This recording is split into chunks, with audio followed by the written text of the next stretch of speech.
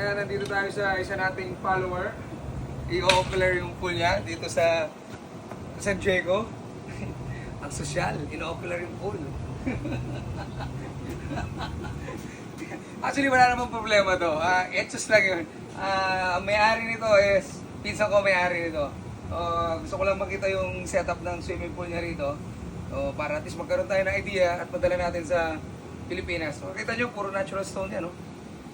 Ganda, oh. Hindi siya nagmukhang, tignan nyo yung lagay ng skimmer niya, hindi siya nagmukhang skimmer. Kasi, hinulma yung natural stone, eh. Galing, oh.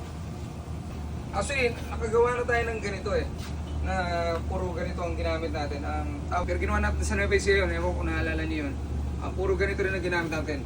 Yung mga stones na ganito, yung naging sa gilid. Pero yung loob niya, ganun din, naka-stones din. Pero ito kasi, landscape lang talaga ang ginawa niya sa ibabaw lang. Pero yung shell niya, yung pa rin talaga. Ito, ito yung isa sa mga sample ng American pool. Okay? So, may natutunan naman tayo ngayon dito.